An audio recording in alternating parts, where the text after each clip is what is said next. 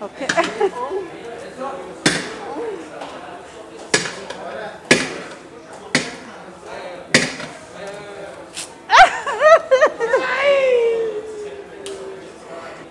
Anyuma oluyi. Ono ye mwana muwala Hope Shifa nakawombe owa program wewunyisa omwagalwawo eyavaayo okutambuliranga ku mazima n'okukugusizanga ensonga. Kale nno tumugoberere tetugenda kwejjusa. Tuyingiddewo mikwano nga bulijjo wewunyisa omwagalwawo oba nange temwewuunya tuliwa. Tuli ku nnyonyi tuligenda UAE nga bwe nabagamba titugenda kuba tugenda mu bitundu byonna ebyenjawulo. Olwayingira bwe tutyo munnange budde bwa lanchi era we mutulabira current situation. Uganda twasituka nga budde bwa kyamisana ssaawa nga 8 nga budde bwa kulya kimere era kamulabe embeera munnange nga batusavinga kambateereyo byonna mu birabe. Ladies first, yeah? Lady first. Thank you.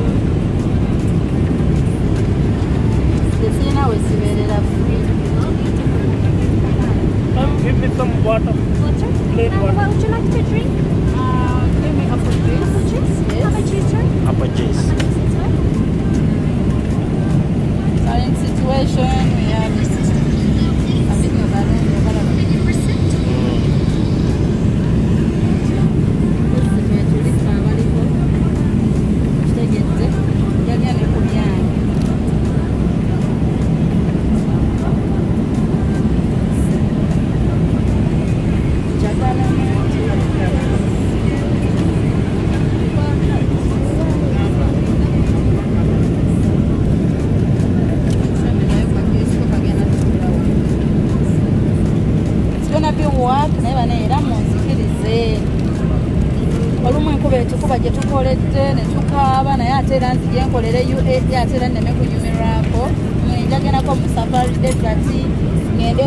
Miracle Garden, ngendeko mu Ferrari World, ngendeko mu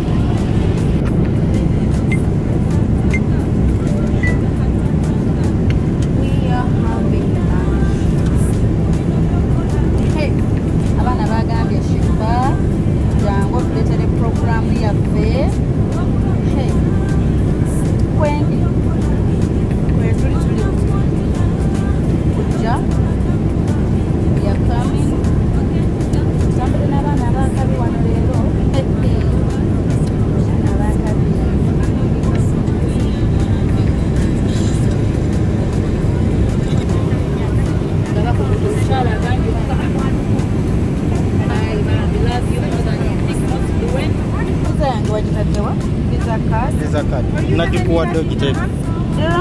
Party? I have. Kebera mu dollars jawera.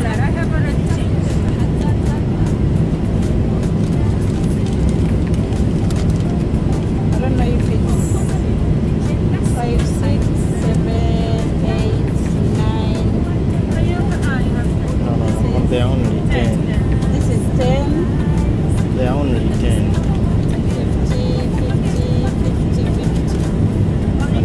50 and 100. Then can I add Ilam? One junior.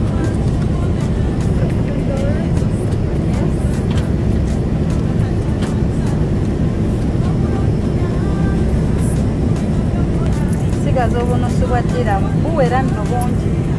eno dirhamu emu eri So 24 dirham. 24 dirham. And I really get the charge. This is 15 dirham. Yes, 15. I will help you. I will hold it for you. 3, 4, 5, 9 dirham. 7.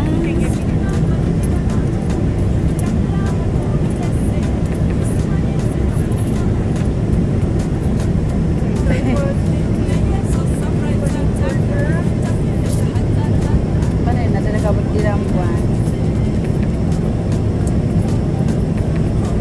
Mulimu ne bupirisi batandikira ku 0. Sente zaabwe. You gave me too much, madam. I've given you too much. Thank you.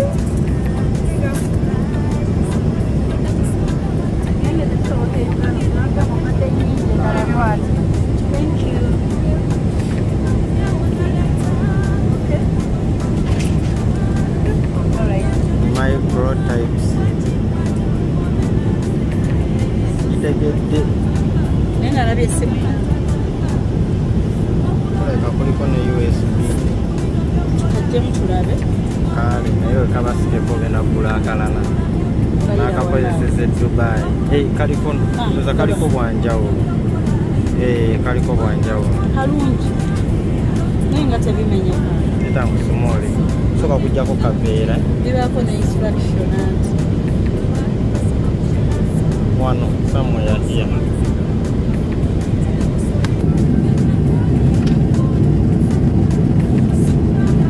Kyolabaawo mikwano tuli mu bbanga era tukyali waggulu nnyo naye Dubai bwetyo bweyaka bw'oba okkirira ku airport kubanga twatuuka obudde butandiikiriza okukwata kiro naye bannange laba ensi bweyaka tukyali waggulu ddala ddala ddala naye okwaka kweyaka olaba osobola okukwata ekifaananyi nga tekuli na light ne bivaayo bwe bityo. Mwebale kwekuumira ku lugendo lwaffe bwe tutyo katukkirire ffenna wamu mpaka ate bwe tuyingira Dubai mubeereeko.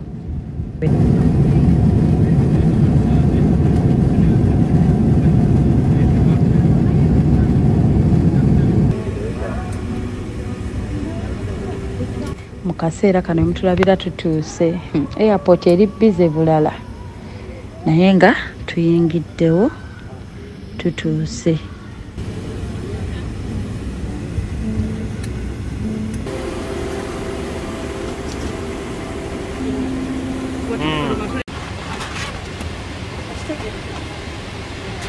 This is the business class. Wow.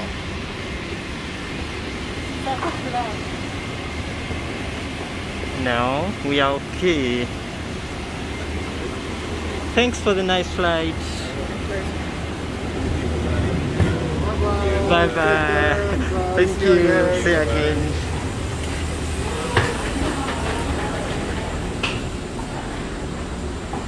Byonna obukoowu bungi naye kyensinza okweraliikirira bagiyita covid test. Twagikoze Uganda naye era ne wano tuli baakugiddamu. Bakufumita mu nnyindo n'owulira ng'obikooye. Birina engeri gye bireeta n'olusujjasujja. Bannange wendi wano kyensinza okweraliikirira mu byonna.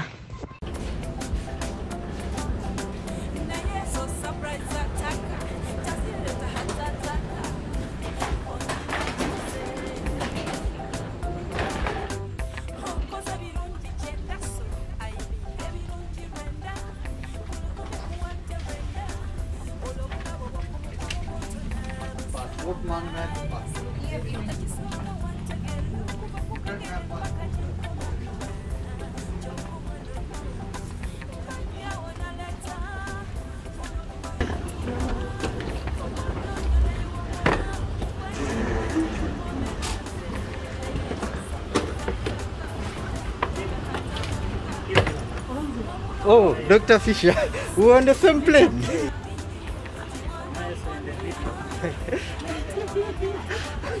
Just know you're going to be on TV. She's a presenter. Yeah, don't you see the masks are branded? Yeah. Yeah. Maybe it's you. Maybe the wife has sent me. He's a surgeon, Dr. Fisher. Kosu Hospital, you don't know it, on Entebbe Road. Yeah, Kakolera opposite. Kosu, just opposite the hospital. Yeah. Nga bulijjo bannange twasanga omwami oyo. He's a surgeon, abeera musezi enjawulo, mukwano gwaffe, mukwano gwa brother wange gwe natambula naye. Mwami ayitibwa Dr. Fisher. Naye twamusanga ne tumusanyukira awo. Twali tetumanyi tuli ku nnyonyi emu naye maama naye ayingiddewo bw'atyo bambi twamubuuzaako. N'akwata lirye naffe ne tukwata gaffe kuba buli omu yalina ebibyo ebimuleese. Naye zo surprise ataka tazireta hatataka ondinanze. Naye zo surprise ataka tazireta hatataka ondinanze. Mukadde kano twolekera okugenda ku hotel wetugenda okurefreshingirako, wetunaasula, wetugenda okusinziira tetube nga tukwasaganya surprise zaffe ez'enjawulo ezatuleese. Bwe zityo Dubai bwate bwafaananye n'enguudo. Kikabuka, weather nnungi, tutambulidde mu kaseera ng'aye omusana gukkakkanya, omanye omusana gwa wano nagwo gutiisa bulala naye kati guli at least ko. So tuyingiddewo naffe kati embeera bw'enaaba naye mutusabire be tugenda okunoonya nga surprise bwe muzimanyi. Mutusabire bannange batwanguyize ensonga zino kuba banaye ensi eno yonna okunoonyezaamu omuntu nabyo si byangu.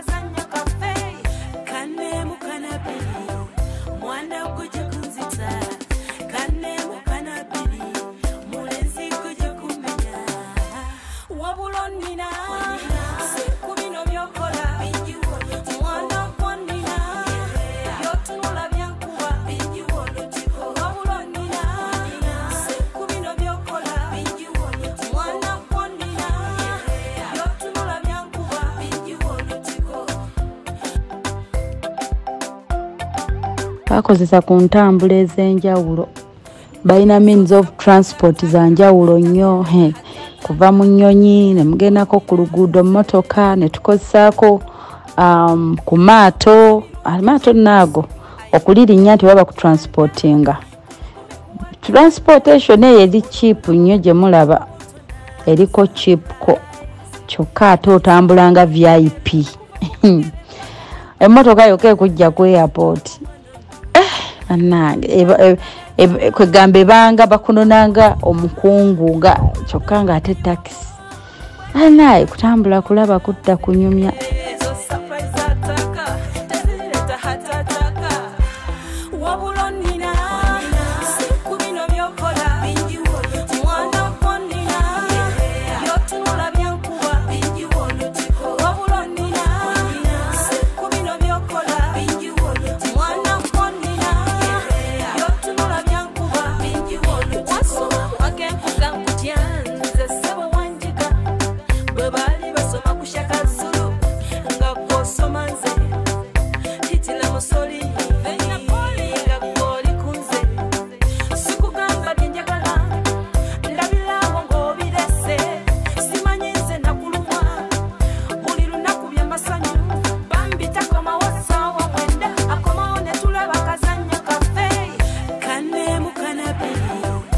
okusinziira ku research gye twakola nga easiest way of moving okusinziira ku kunoonyereza we tusuubira mu bitundu okusangamu omuntu waffe gwe tugenda surprisinga nga kyandibadde easier okukozesa metro.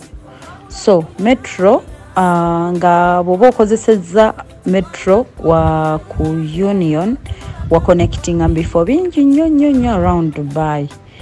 That's why we tugenda okusinziira okunoonya omwagalwa waffe ow'olunaku olwaleero. Okto mulungi atulaba eyekumidde ku Baba TV ntandika nga mbabuuzaako mu nsi yonna wootulabira ekitundu wootulabira mu budde wootulabye ojja genda otulabe nga gwe ensi gy'otulabiramu bwakiro oba bwakumakya naye ng'ate ffe okuva wano Uganda ku Baba TV tukuweereza olunaku luba lwa Sunday ssaawa 9 ez'emisana. So bwentyo mikwano mugamba Shifa aliwa Junior so batambuliza koko katini ku kamera awo n'abalaga wa gye tuli tusinzidde wano ku Union abagimanyi Union Square. How are you? Hey, if I finish you need my selfie, no problem. Okay, no, you can say hello, you can come and say hello, it's okay. Yeah. So mikwano wete tuli ku Union, so we are going to surprise someone. So nayogeddeko n'omuntu ejjo we tugenda surprisinga nimbaako bwe namulimbye. Ninako bye namulimbye awo okuyitira ku one of his friends waliwo store awo gye namubye nga bwe mumanyi. Ne mugamba biki navudde Uganda noonya mulimo bangambye olina connection nyinawo ssente zange nti osobola okunnyambako ngula omulimo. So nenkozesa essimu kozeseza ya Junior sikozeseza yange. Reason oluso oyinza okubira using my phone ng'abamu bamanye essimu yange kati nenga Junior mpa ku ssimu yo gye mba nkubisa. So kuva kiro yamanyi ngenda kugula mulimo na right now simanyi waali wabula nsinzidde wano ku Union. Lwaki nsinzidde ku Union? Union bw'obeera mu Dubai n'okozesa Union n'okozesa metro. Bw'okozesa metro gye mugenda okulaba osevingako kasente.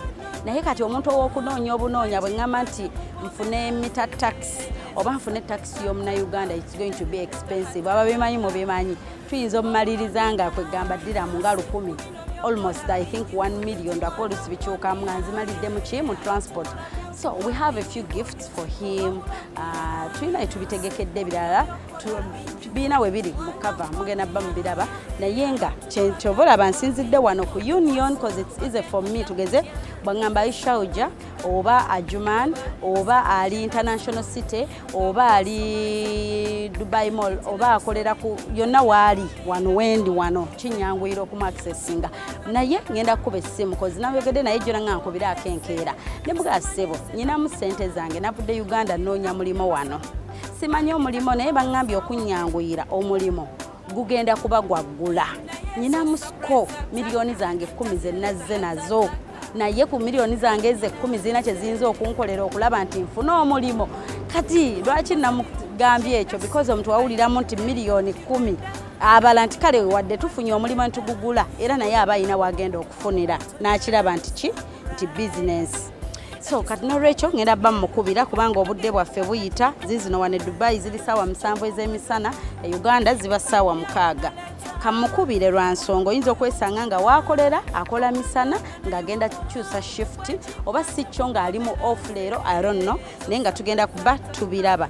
Bwentyo kambajjukize ba sponsor baffe abateekamu ssente tubeebaza nnyo. Thanks for sponsoring this show, we really appreciate.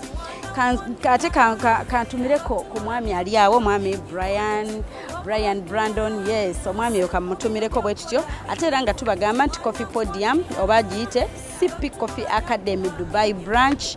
Baina Dubai branch baina Abu Dhabi branch. So bettanire nnyo mukwano bagenda kuyigiriza bagenda kusomesa bagenda kwegamba ogenda kwefunira emirimu ogenda kubanga okikuba bulungi nnyo mukwano. Ngenda bamba wa contacts zawe maaso njagadde otegeke pen ngenda okujja soma contacts ngate koli mukwano listed bwentyo jebaleko mwami Albert.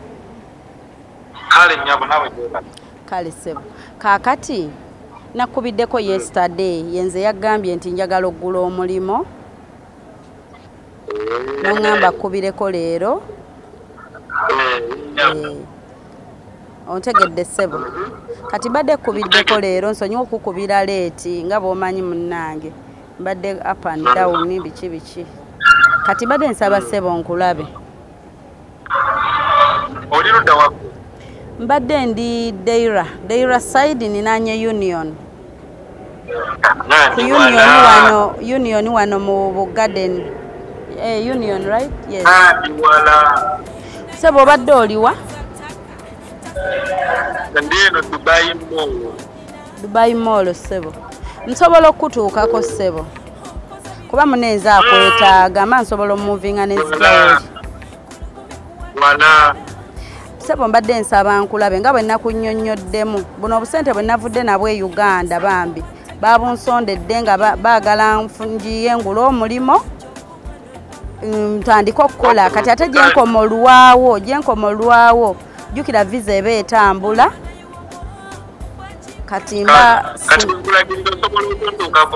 wangi ssebo bwenkulagirira osobola okujja ye ssebo nsobola okutuukako era wendi wano ekirungi bwenkozesa metro eyanguwa tosanga jaamu nga taxi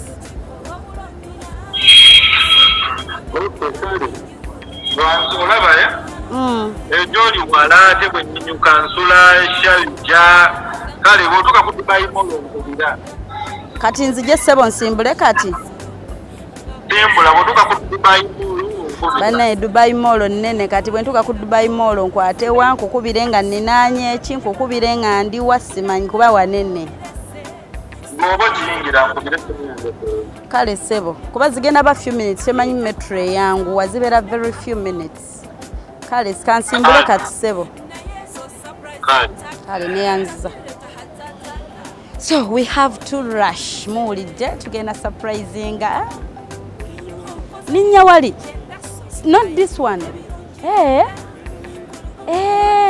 nze munnange mbadde manyi ova either Kenya Tanzania oli munyarwanda naye ng'obeera Uganda ova kitundu ki Luweero mbeerayo nnyo eyo Luweero ow'obulenzi kyekiriwo munjagala nnyo thank you obeera wali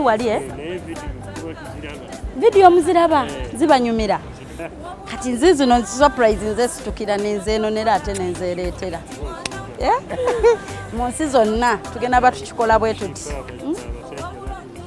ababba nedda mwenna sayidi zombi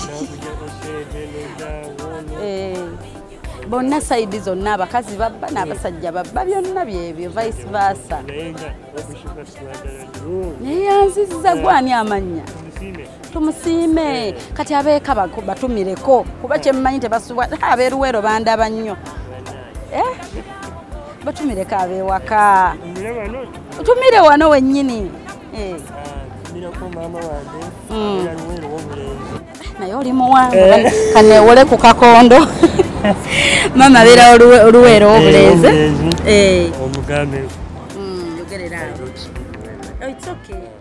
ntumira maama wange mutumira mu Lunyarwanda no problem kale ntumira maama abeerawo obulenzi mwagala nnyo yebale kumbeererawo n'asonda ssente naye yandeeta bambi mami yakiteekamu naye noonya ssente bwenzifuna ajja musanya era ajja kutumaho kishifa ate nja muyiya wadde abirabye sijja lemwa nja musanga ku nkumbi ye ng'alima mugabe maama nze leero tululima ffenna thank you nze ndabye omwami ali awo neŋŋawo mwami Serefi yaani nga mmanyi oba oli muna Kenya kuba baayo n'abana Kenya olumu abandi aba Nigeria naye from Luweero tutumiddeko ku mwami David Lutalent naye Dubai ogisanze oti Dubai nungi ba agent ba agent akusaba ssente nyingi nomala ebbanga ng'okolerera agent olina obuvunanyizibwa waka kale nakyo tujja kiraba naye obale twebuuzizaako essimu gireete tufune Serefi munnange katugifune Serefi kati agent akusabanga mmeka nyanga gwe akutaddemu mmeka miliyoni nnya nga zikola ki nga yakuteekamu nga ogugula miliyoni nnya kati ova olaba eno kyenamugambye ekikola amanyi nakayingirawo ndi mupya gwe bayitaani jadidi ye mupya kati ye boosi ya rubaabu kati amanyi jadidi yazza ne miliyoni 10 kati abalogo omutwalo gwa ddiramu nguyina ajja funako zaafunye katugendeyo tumunoonye guno omusana nze ntulukke ntuuyo naye ate bagamba gwaweddewo gwaweddewo bagamba gwaweddewo naye nze mpulira nfa ngumanyi lwe nali wano nga weeguli wamu olina kuba mu SC nawe wenyini wetugenda oyingira SC kati waba toli musana ate nobeera mu SC ne SC yennyini eyaddeyire teri herefe nze abantu mbasaba bambi mwongere kusabira abantu baffe abali ku byeyo temubanyunyunta nnyo batekinga for granted bane wano wali expensive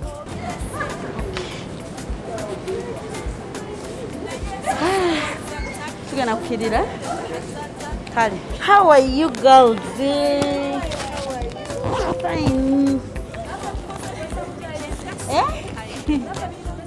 muntume nange ngenzeera gikola kati ewa olingana yasinikani ngenda kujja omutumire naye kamale kuteeka wano nkebere kaadi yange Junior nkebera metro kaadi yange mami kasere fingena kakuwa bebe no problem oli mugana wa yasinikani bambi olabye ensi bweri enfunda temwagala babalabe layira kasootaddeko maski layira tali oli yeberera Amerika kati omumerika kyakola anyweze maski tagijjaako bebi bwenyweza maski yo era osigale nga waga oli mu Amerika ate nange sigenda kwogera nti oli Dubai nze manyi kimu oli mu Amerika koŋŋambye walaba nga ngenze kola kati ngenda kola surprise ku Dubai Mall ngambye kankozesa metro nkekereze munange wano bwenkozesa kano ziba sente diramu zange 3,300 mu motoka y'omunauganda mugundi mu kitaala awamwe ngenda Dubai Mall kyemmanyi 750 diramu 3 diramu Junior tegeka gundi yo soko gijeyo naawe tatukoneramu wane bineeno bituyingidde kye bayita metro station yasinikani nkwata bulungi sister wonza muyina nenga wano wenyini tweyongerayo muwulidde omwami gwe tugenda surprising byemulimbye mumanyi byemulimbye mulabe show oba tuwa subscribing agenda subscribe ku YouTube channel mujja biraba aninze so tuli mu kugenda right now nenga mutumireko baby gwani nzesha mugana kachwanga ntumirako mugana ngasinkani bazadde bange bonna bamama bange batata bakojja mwena mbatumirako Shamim Shadia Bushra mwena mbatumirako mwena kati gobadde oddawa kati nze nzira waka odda waka natambuddemu obadde watambuddemu ne mujja wano musoke mwekube ku buserefi okay baby gwani oli yesijja munyega kuba yali mu Amerika tayagala Uganda bamulabe mbu ali wano yali mu Amerika kati fa abali e Dubai kati weyogereko baby gwani nyanze happy ndi musanyufu nnyo okulaba happy era ddala happiness ndi mugaba nseko wali wonna magezi ebyange si bingi wabula ntumirako mwena abantu b'e Kampala bagala nnyo omwami tomutumidde baby olulala omwami bajja kutumira olulala wange Kauma David nange ekyo natalabika ng'omukazi ayogera amannya g'omwami waaga abiri ku kamera nti nkwagala nnyo era gwe wekka omubwati naye bannange oba yakikola atya laba omumerika bwafa essanyu omumerika tutambuzeko ku kamera Alright, kanziruke nkole surprise teyiika munnange. Nsanyusa obbasanga ba sweet. Buserefu mbumaze neeyongereyo. Temunnaba kati nzirewa. Namwe mugenda kozesa metro.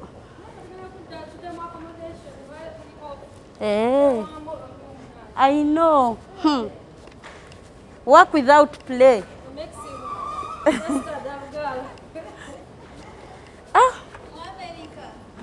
The metro yanyumira. America.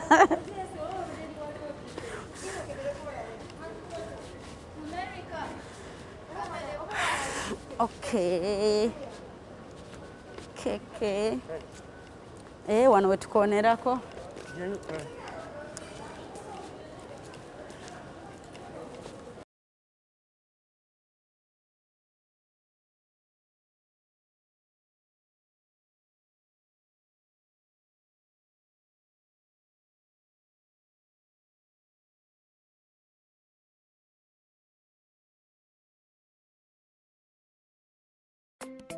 Okay, mikwano tukyagenda maaso awo mundabira ninze metro mwengendera naye bannange ebintu bino byanyumira kankubadde amaalo gabaawo naye bannaye bino ebintu bisukka okunyuma birungi nnyo omutoso akuyimirirawo more than 2 minutes ng'olinze ate awe mutulabira nno activities ezo zonna ezigenda maaso munda omwo tuli munda mu ttaka waggulu abantu batambula byabwe emmotoka zitambula naye omutulaba awo munda masiki likola teeka lya masiki likolera ddala bulungi likola bantu bangi bali packed bakimanyi nti balina osigala nga batambuza emirimu gyabwe bannange gebinyuma bunyumi bambi ensi nnyonjo nnyo wanyirira buli wamu waaka tewali walikazikiza wadde light eri everywhere obw'emikiro ate bugenda ne bwaka nnyo ne bubula osinga obw'emisana zigenda okuwera ssaawa 8 ogw'ekiro nga tomanyi nakumanya nti obudde bwagenze dde obudde busobola okugendako mu kifo nga tomanyi nti bwazibye dda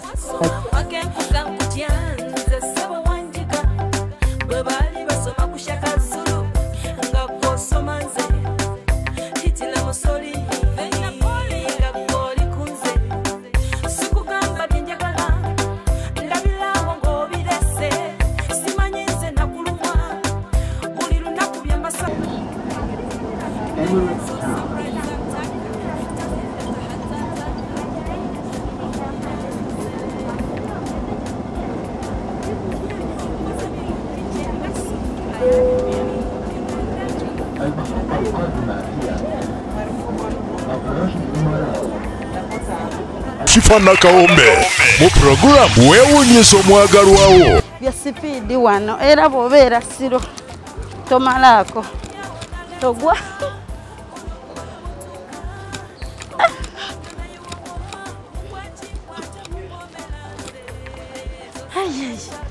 bya speed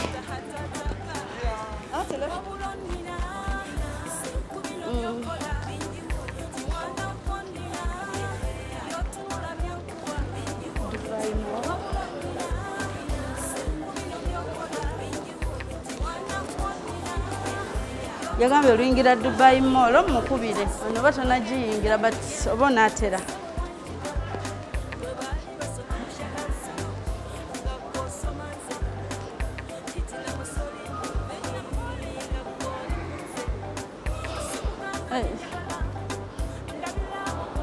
entering Dubai Mall.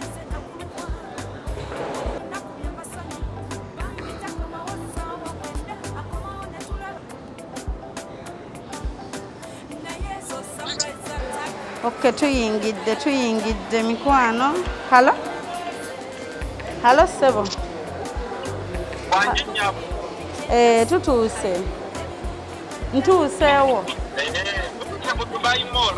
Ntuuse wano wennyini ewayingira. Ku mulyango w'oyingirira nga wakafuluma metro. Nga wakava metro. Wano wali ekigambo le Dubai Mall. Wanje? Noonye wali food court. Noonye ku food court? Food court, okuteka restaurant otulaawo. Ondinde. Okay. Kale. Kati mbuuze food court.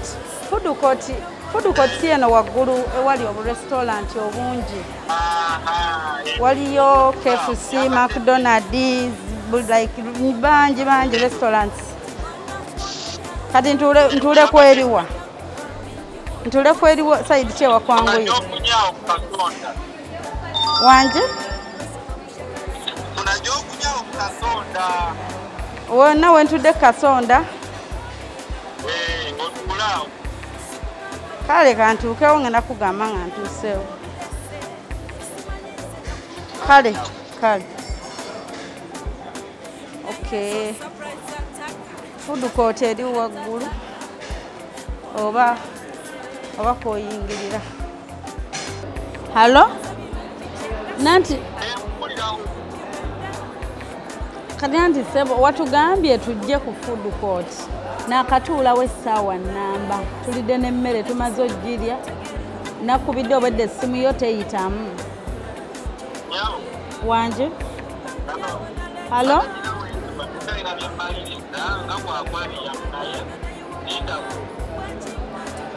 Oli side kati nkole ntya ninda bbanga ki?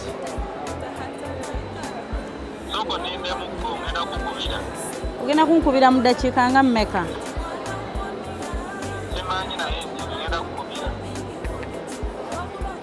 Kati nindire wano obangira nga moving around.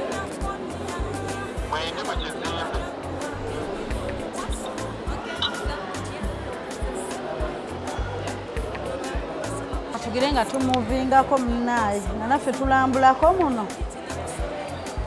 Tugire nga tulabaalabako bye tulaba nga bwe tulindalindako. Nga bwe tusaba Katonda atuyambe kubanga naye yatutumye ndowooza naye ali ku mirimu gy'abakama be. Ajja kuddamu ankubire ne gwe twazzeeko naye ali biwanvu. Katugenda tubalambuzaako nga bwe tulinda kooliyo ya Lubaabo kuba agambye ajja tukubira boosi kati ate tumugambe ki. Tulina kirala kye tuyinza kuzzaako naye katugenda tubalambuzaako. Wonna waatukubirira kasita tuli mu kifo kyekimu tuli ku Dubai Mall. Okay mikwano mubeereko temuvaako oyita ku 0782 10 15 69 0702 56 21 57 nga ze nnamba zaffe n'ekirala mbajjukiza mikwano nti back for me. Mukaba kekisi Shifa nalina omukolo bampa keeke embi. Shifa nakola nti ne bandisappointinga cakes tuzijja ku back for me ate era nga balina essomero. Gotobera onogo omwana wange yabulwa ekyokukola nabulwa kyemusomesa bikyagenda yige cakes okubakinga cookies biki oyita obasanga ku +256 75 84 54 850 obana basanga ku +256 772 45 48 50. Enamba ezo bwe mazisomye nga tozifunye ojja mu inbox n'ongamba Shifa wano ne wali sibafunye bulungi naye ate katuveewo wano kuba tuluddewo nnyo for sure. Katube nga tuvaawo tubeere nga ate tubalambuzaako. Katubalambuzeeko mikwano tujja kuba tulaba ate ekiddako naye nga Hosh Fashions and Bridal Couture balina gawuni ez'omulembe gomesi ez'omulembe okuva mu nsi ez'enjawulo. Batunda n'okupangisa bambaza abagole n'agenda obugenzi ku mukolo nga toli mugole. Batunda material batunda eziwedde n'otwala gomesiyo ng'ewedde otunga bulungi. Kati mubeekwate mikwano.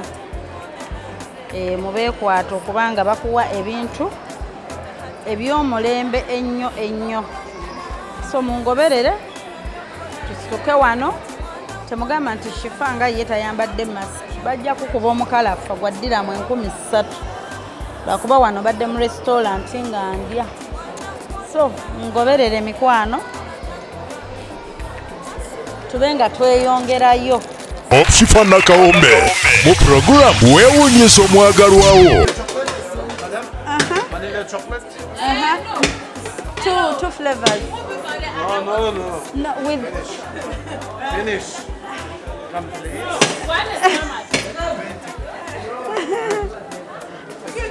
2 flavors. Vanilla chocolate. And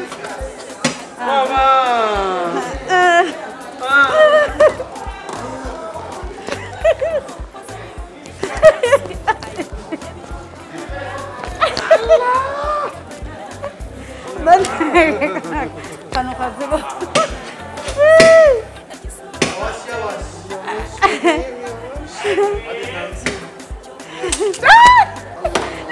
Allah Allah ya.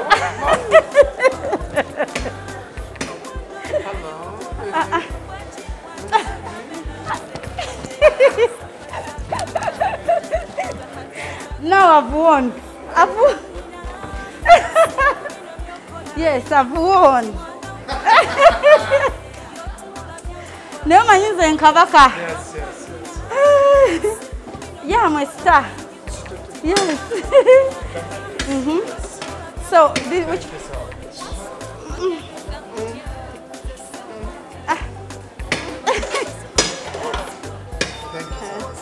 Okay.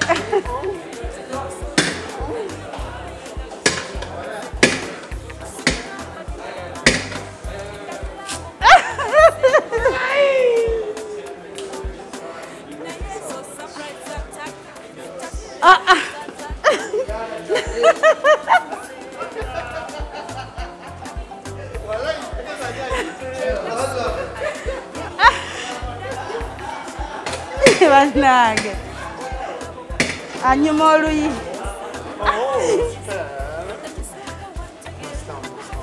Ekirungi mbuna awooma nnyo, it's worth it.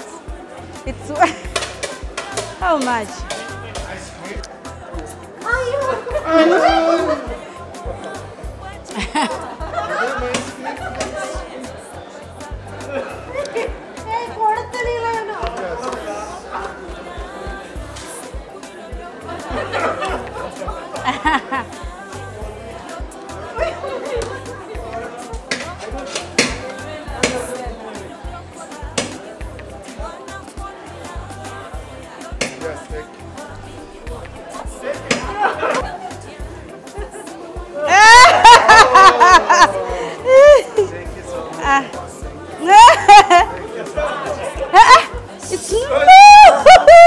It's not ice cream.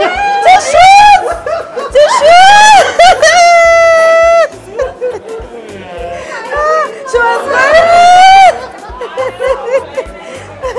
She was going to eat. Oh.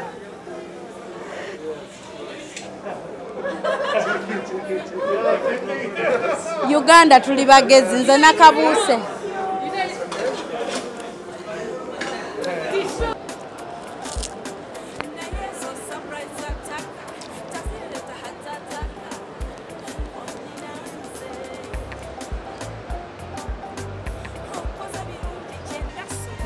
No, by'abaana.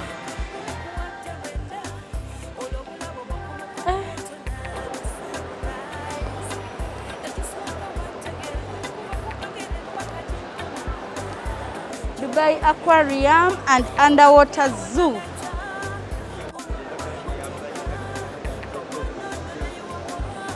Oh, this is beautiful. Down, eh?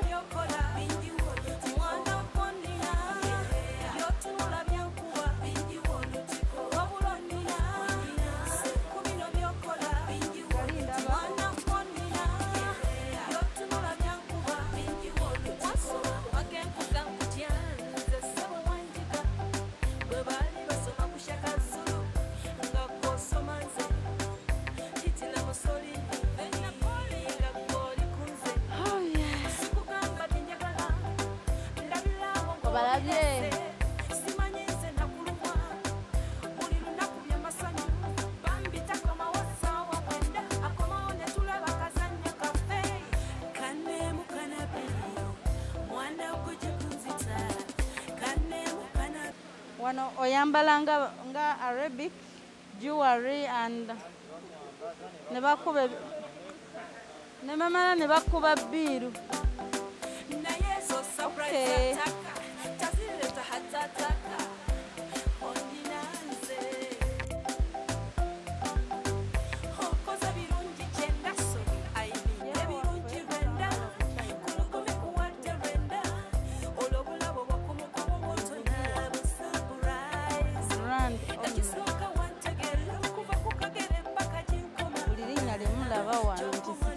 Madden is original.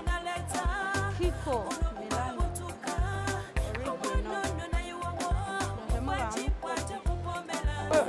Ngena ku aquarium then nenyingira munda motors. Thank you. Naze ndimukola surprise. Thank you. Dubai ice link.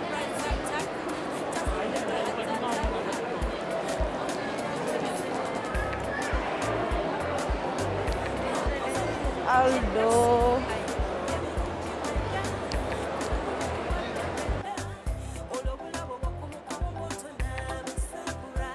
Najanga ole kinga abantu bavuddewo.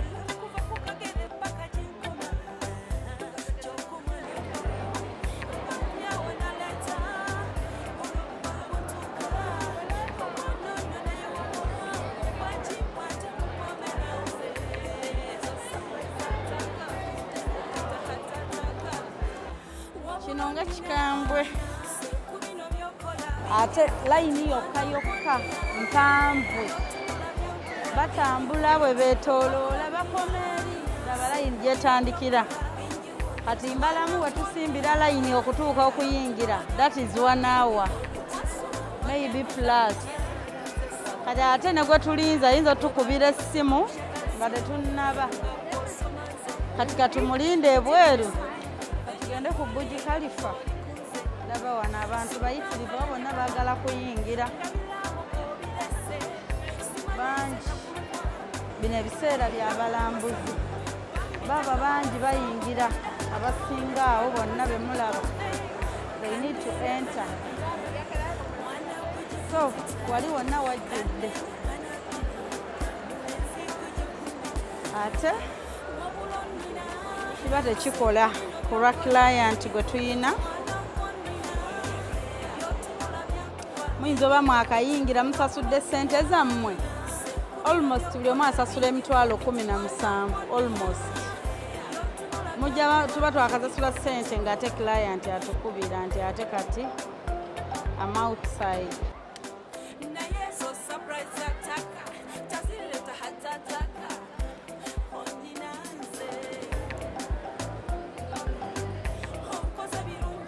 Here we are.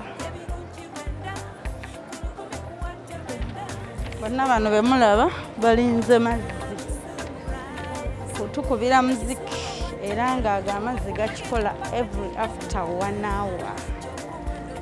At least wano omuntu gwe tulinze koolu ye kyanguwa kuba ayinza oba maybe munange you never know tetumujajinga mangu ayinza okuba nga abadde ali mu kukola ng'oba agenda kuba alinze shift eggwe nga talina bw'avaawo kuba muna ebyeno kugamba nti ku mulimu teri kukwata masimu ng'omuntu akolera baba tebajja kikola so bonna balinze abo bonna balaba bali mu kujja kozi bali kubaza 11 naye zo surprise ataka tazireta hatataka ondinanze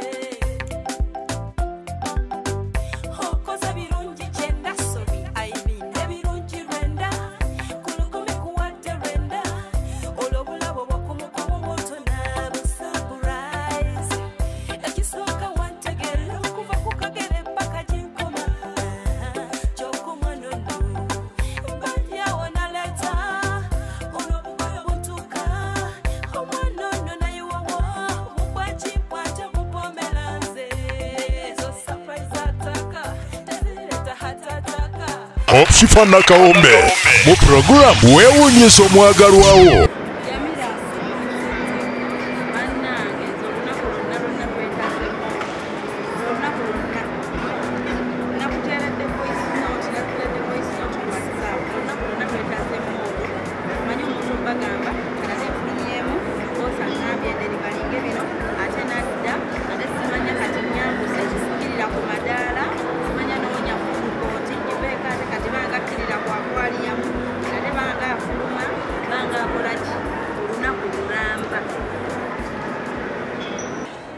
Jamira mbadde mufunye naye maama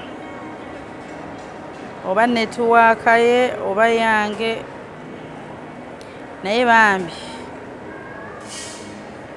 surprise zonna ze twakoze eze Dubai eno tugiwuliddemu.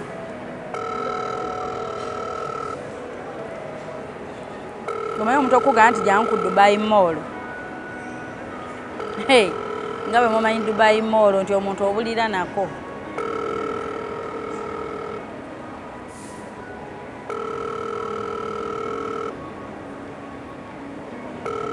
Ninga kyendabye Jamila katasisinkanangako Habat. Kubanga they are not that much close, I think.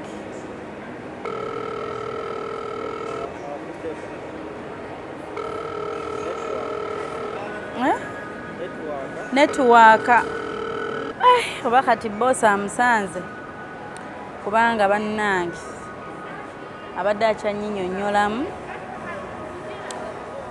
ng'ali mu kumpitiramu nayinza okusinziira bwembirabye kuba bakubuuza kubanga bw'obanga omuntu mwami wo munyumya asobola okuba nga wamuwulirako nti oba akola mu Burger King oba akola mu McDo oba akola mu KFC oba akola ebifo bingi oba nti no akola mu wano tuli wa Italian coffee roasters bikibaani cafe Nero, yes nti oba akola mu cafe Nero oba bingi wano wangi bino bino ebifo byemulabe wasinga waliwo Abannayuganda nti oba kale akola eri ku aquarium nti kale yandibadde kale munyumya omuntu bw'aba mwami wo kye bayita mwami w'omuntu. There are things balina okumanya ku mwami wo nga ddala mwami wo oba mukyalawo nti of course bwe muba munyumya every day you have to discuss about ku mirimu gy'omuntu. Yes, muyinza obutakigenda deep but to a certain level waliwo emunyumiza kuki yandibadde kale nti agamba nkola mu Apple Store, yes naye twasangayo Munnayuganda tetwasanga Munnayuganda mu Apple Store wano wennyini ku Dubai Mall. So ebifo ebisinga gye bali abaana Abannayuganda kwegamba kale yandibadde tugeze yakoze shift ya misana naye okusinzira obudde bwe twajjidde omuntu shift aba yagivuddeko dda aba shift y'ekiro batandise dda bazedde ez'olweggulo ezo shift za afternoon evening. Hey, waliwo omuntu akudrivinga omuto n'owulira nga bannange akusudde busuuzi ddalu yandibadde alinako kyamanyi nti kale shifa munnange edduuka lya Sone at least twandigambye nti tunonye amaduuka ga Sone agali kuno nti kale akola mu Nikoni nti kale akola mu Samsung nti kale tuyiteko mu maduuka ga Samsung agali wano nti kale akola mu ani ye Baskin Robbins mu ice cream nti kale tunonyeewo so wandibaddewo something at least. Naye gwe toyinza kugamba muntu nti jangu ku Dubai Mall ne tuyingira Dubai Mall tulinye bulungi metro tulinye bulungi metro kuva ku Union we mwatulabidde ate omuntu n'omugamba kati jangu mu food court omuntu najja bulungi mu food court nti kale mugire nga mulya nalowoozezza ali kumaliriza shift kubanga lunch time awo yes amaliriza shift ave ku shift ye badde ku ndala teyazeemu kwata masimu ebadde on and off bwagijjako bwagizaako eyo yonna gye tutambudde yonna gye twetoolodde nga tukola kitubayinga time. Kati bannange naye yatutumye yennyini essimu efuuse essimu ye agamba kimu bba wange simanya twali tudda Kampala Desemba tuddayo kwewasa mikolo kati simanyi.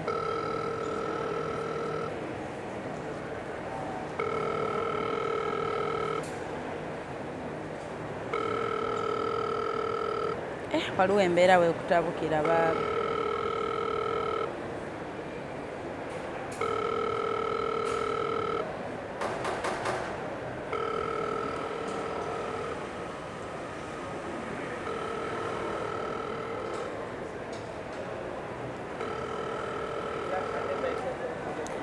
Bannange katulindeko essimu obudde butuyiseeko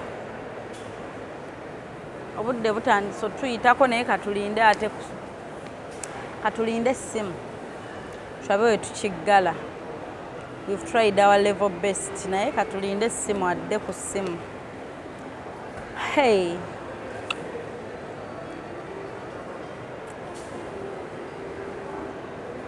bukyayi bwonywedde buyitirivu kakaawa simanyi nti nja kwebaka otulo.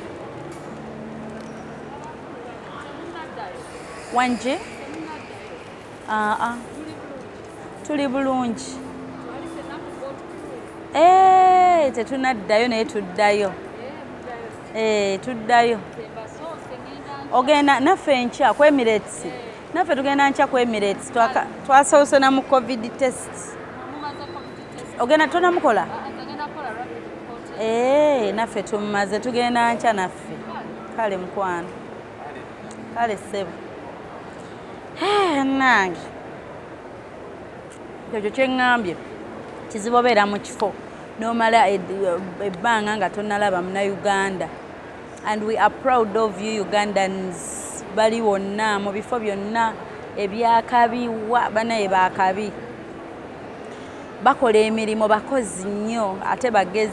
So I'm proud to be a Ugandan, but katulinde essimu tulabe ebya surprise we biba bannange. Kyamanyi kati we tutuuse twabimanyiira, sometimes disappointments zibaamu naye katulindemu kuba buli kintu munaye obugumiikiriza kikulu katukiweemu eddakiika nga ziizo. Ono ayinza oba abadde naye akyayogera ku simu boosi we najja.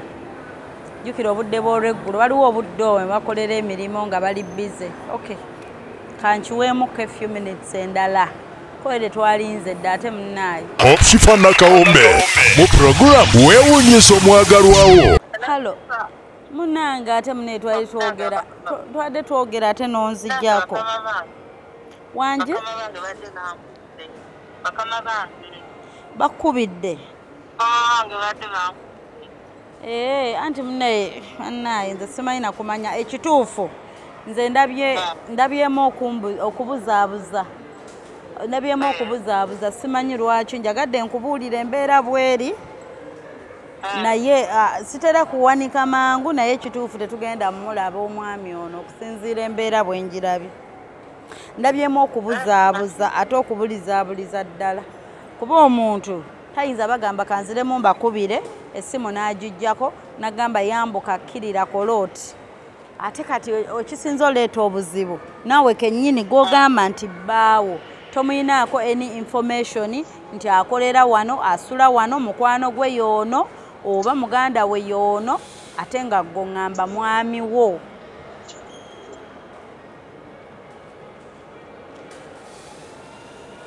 Wanje halo nti nno omuntu gw'oyita omwami wo nga tomuyinaako any information awo ate wensinza ofunira obuzibu. Singa obadde nze oŋŋambye singa oŋŋambye nti kino akola wano awo kyangu nnyo naye kati Dubai Mall ne tosobola kunoonya dduuka ku dduuka kifo ku kifo restaurant ku restaurant. That's where I've got a biggest problem.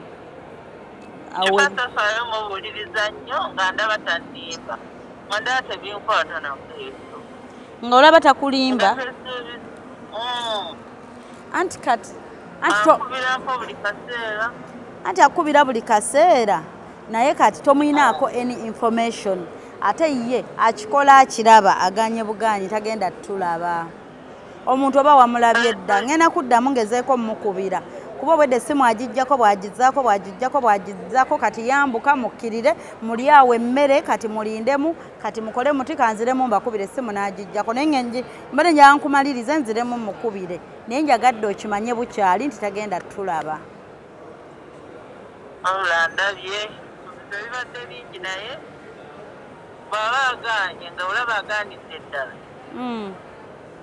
ebintu byange mubitwala Uganda shipo osobola okubintwalira. Ekyo si kizibu ambitwalira naye era abantu bange anti kati mpoze essimu gye wadde otugambye omugulira essimu gye wadde otugambye omugulira yo nsobola ogitwala Uganda naye era netikekeke n'ebimuli era mbizze Uganda. ekyo tekisoboka shifa. Era njafuna wano munnange bembigabira Abannayuganda naye kubanga banne ebimuli atujja naye olwamulaba ku Facebook nampereza ka message ku messenger ne bitandika okuva olwo tekirabako kintu kyonna nti atiisa ansuubiza kupasa. Nze obwedde omuyita mwami wo nga mmanyi nti omuyinako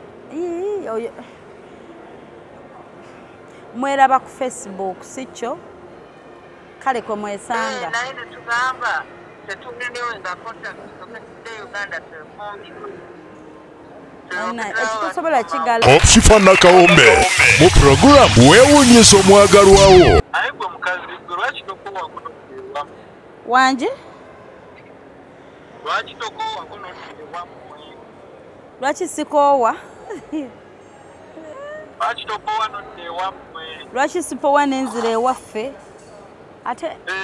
ate nenzira ye Uganda nenzira ate Uganda nenzira oba mu Deira kubanga nakubulidde obuzibu bwange wanje ebyokunimba bibeeko wewaŋŋambye oyingira Dubai Mall yesebo nenzira waggulu nekulaba ng'oyingira anjagala laba muntu kyoyo nekugamba agenda ku kutukooti nekulaba ng'oyambuka paka bwe nakugambye omaliriza okulya nsanga kwakwaliya yesebo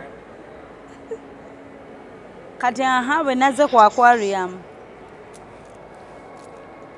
Hello?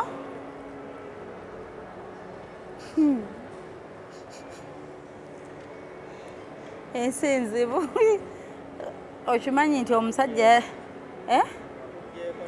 anzigyeko naye ndi mu kuddamu kkuba omanyi nti nno okuva twayingidde n'agamba nti yingira. Hello?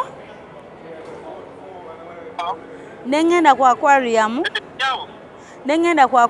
obadde okyaŋŋamba nekulaba ng'omaze okulya n'ogenda ku aquarium nekulaba nga njagala kumanya kutwani oyo yennyini akulabye dda gwe Hopshifa tanze olwakulabye ne mutegeera natambudde butambuzi n'enveeyo siriyo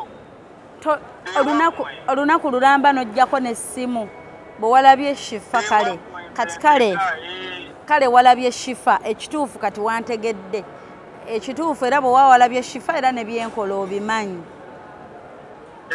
natumiddwa mukyalawo okujja okukolera surprise mukyalawo yantumye nkukolere surprise wanje omanye yantumye yani sebo ani bamuyita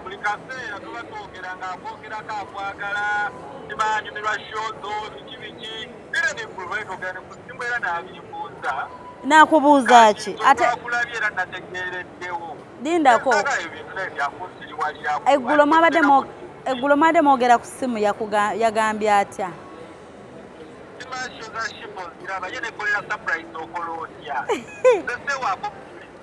toweewaako bujulizi kati ate yennyini eyatutumye ate olunaku lw'eggulo ye yakubuuzizza nekolera surprise okola otya bamuyitaani erinnya wanje bano abantu abakazi simanyi kizibu kye balina ate tukoze eki kwanako kati n'omugamba kati ni ku Facebook atandika kunyumiza ate ewaffe bakulinze ate banekugenda saala abaana bataano ayinza okuba alaba gye tugenda obeera emyaka ana sirina ebyakwemalako bubeesooko kwemalako stresi ekyeyo kikutwala embeera mbi kati ebyo byesimaani yakutumye esewaako bujulizi nekadde wammwe botyo bwongobye naye nga ye yani oyo yanjogeddeko eggulo nga munyumya oyo yantumye surprise ate n'amala n'anjogerako bamuyitaani erinnya nsima bino omuntu bw'adoza bw'otamulaba era tobiteeka ku ttivi sikyo ati kati labayo era yani erinnya sijja biteekayo kuba olwedde sikulabye surprise eyiise naye kati yani erinnya ye Jamira Jamila yakutumye, si yakutumye. Jamila ye yantumye. Jamila ye yali Jordan. Kati nnyabo nze ebyo tekujjanga nga munoonya noonya ebyo ebintu nkozeeyo eno leero. Oli twogera naye kwemalako stress zaaki eyo. Gw'okitwala nti wemalako stress zaaki eyo naye ye alaba bufumbo mwami we kati gwe lwaki wamusuubiza mbu mu Desemba mudda Uganda kweyanjula na mikolo. Okimanyi nti omulimu ndage sima mikolo. Emikolo gizza amakuba. Era ye akimanyi Desemba muyina emikolo e Uganda. Ebyo gwabimanyi. Kubanga yaŋŋambye aba Hosh Fashions gown ne Gomez. Laba akwate deposit. Mukama ate ebirabo byo bambikole ntya kati? Saagala. Aye mukama leero luno. Era mugambire wokujja. Kyokka kuliko n'akasente mu bbaasa baŋŋambye wano kuliko essimu. Kangu account kokanteera. Mbwampa account koteeka essimu ebirabo ebirala ate ebirabo ebirala kuliko ebimuli ne keeke. Yafuna omuntu abikidde okunaaba woli enja.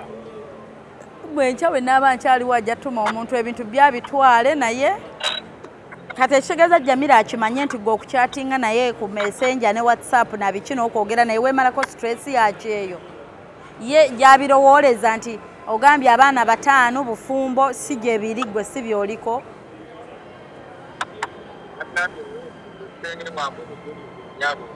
Wangi? Nzesewaako bujulizi era sigenda kulaba ndeka. Tagenda kati naye nga gobadde okyaliwo kwale ku Dubai Mall ondabeko nga nze. Kale nga nze gwe toli faani wange okuba oŋŋambye munnyumyako. Nja kukwa. Naye bannange naye kasita obubaka omuwa bubaka ki kale? Omwagaliza kayimba kino obubaka bw'omuwa Jamila. Naye gwe nkulaba gy'olaga ndeka bbayi. Naye bannange n'akayimba tokamwagaliza agijjeeko. Munansonyiwa okuseka ebyennaku bisekerwa naye omwami agambye obuzibu bwaffe abakazi. Omusajja olujja mu inbox yo n'akugamba baby I love you. Otandikirawo tujja zaala abaana 5 embaga ejja kuba ku Serena okwanjula Masaka. Kati nganze Shifa Masaka oba kyotera nva kyotera we yo omwami bwagamba era agambye bwe yatugambye mutuuke ku mulyango Dubai Mall we namusomedde obupande obuliwo n'afuna waayimirira bulungi ne yeekukuma n'andaba. Okwongera okukakasa nti yeffe Shifa yamunoonya n'aŋŋamba mwambuke ku food court mbu tugenza okwambuka ku neebuuza oba yoli omuna Uganda abadde owa security atugambye Shifa mwoli gwe mbuuzizza endagiriro nti aquarium eriwa. Naye simanya yakasi yeye agambye ye obwedda atutambuza ng'atulaba. Agambye ye teyeewaako bujulizi. N'agamba ye bannange byonna mubyewuliriddeko naye nze mu byonna omanyi waliwo amazima agakaawa oba agaluma ng'omuntu ojja wulira bubi naye sometimes kirungi okutegeera amazima. Kyetaagisa bamu okuddamu era okukubira Jamila. Nze ndaba oba tekyetaagisa. Kyetaagisa okuddamu okukubira Jamila. Kyetaagisa okuddamu okukubira Jamila. Tulumbiddwa.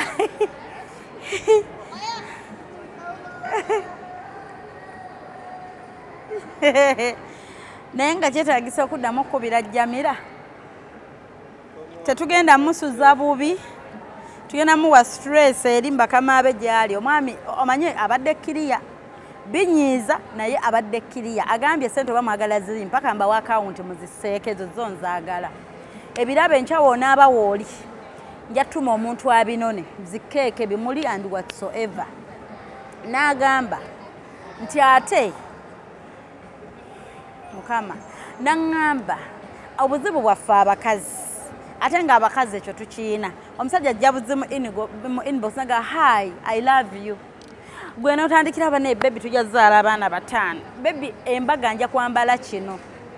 oli natandikirawo aba Uganda natandikirawo okwegeza mu ngoye z'abagole just because omuntu agambye I love you mu inbox kisesa naye ate kiri fane naye tebya nnaku ate sometimes waliwo ebintu ebituuka nogo why kiruma kuba mbadde ng'oraisinze hopes zo high naye oba otegedde ekituufu kati noono abadde apulaninga nti nzira Uganda lwa mikolo mukwano Jamila egiba mikolo gye gibadde gikujja Jordan ove kalimo kogenda olyoko sokodde kubanga ku muntu bwatyo emikolo oba ogenda kwespendingira ssente ku mikolo ewatali kiddako agambye yaba ye tukyatinga kwemalako stress yakyeyo si bonna bambi abamu bali serious kubanga abaana abamu ku Facebook kuvuddeko obufumbo WhatsApp groups muvuddemu obufumbo naye ate ku Jamila simanyi nti ate bwe kinaaba ne ku muntu we Habati owe Dubai bambi atukoze akavulu leero akimumazeeko kasookanga twegeziwaza twatuuse wali nga twemagaza tugenze ku ice cream tuzze simanya mwambuke mu food court tusabye emmere ng'atulaba can you imagine leero nange bakinkoze nga ye atutunuulidde atulaba bulungi nti olwalabye nti oyo shifa yanoonya jjukira twayingidde ye atulinze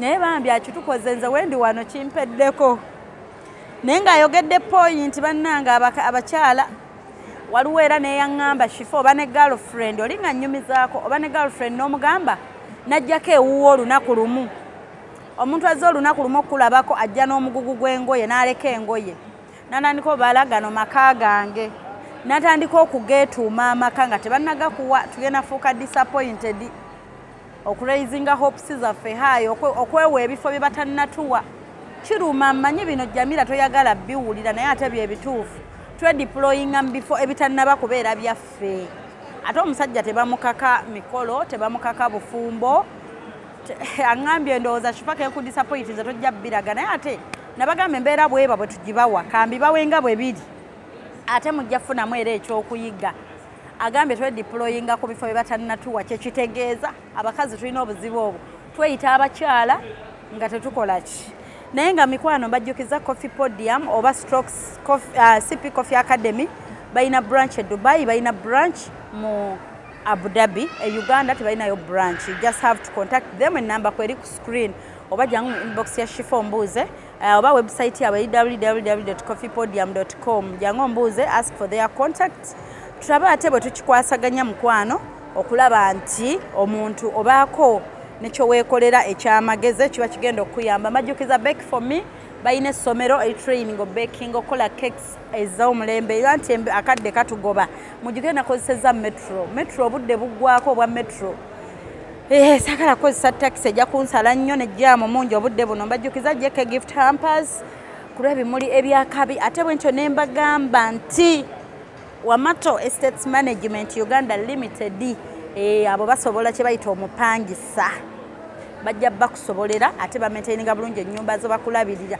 eyo stress gyetukulo gikwase Wamato nabo enamba nazibawadde oba jangu mu inbox ozinsabe oba weeziri awo ku screen mukwano era ne mbajjukiza Hosh Fashions and Bridal Couture balina gowns ne gomez ez'omulembe balina casual balina all wedding and party staff byonna babiina so mukwano mubettanire era we appreciate your support Coffee Podium oba bayite CP Coffee Academy mbagala nnyo to next time so in UAE we sign out for now till mukole bookings zammwe Shifa will be back soon to do the surprises wonna wokyagalira just come to my inbox tugenda batukikwasaganya oba osobola tukwasa n'omwagalwawo ne tumuleeta ne tumulambuza UAE Shifa buli kasonda so omutuusaawo n'okimuwanga surprise baby ne tumugwako nti surprise tukutwalako Dubai olambule tukutwalako UAE ne tulinnya naye ennyonyi ne tumuleeta ne asoba muzaddewo asoba mukwano gwe asoba mukyalawo omwami wo anyone gokyagaliza omuwe surprise ya trip surprise omuntu nagenda okola hijja surprise bannange zonna kulamaga yonna amadiini gonna bambi tubikole mu ngeri ennungi mikwano surprise nga tugaba amayumba amamotoka amataka byonna tubayina ate tukolagana n'abantu abali genuine mu bintu ebyo naye kasa tutegedde amazima enewe tetukyejjusa katonda bwakirese bw'ati till next time tujja lambula lulala we love you webale nnyo webalire ddala Hope Shifa Nakawombe owa program wewunyisa omwagalwawo okujja okutwetikkiranga essanyu weetuli nnyo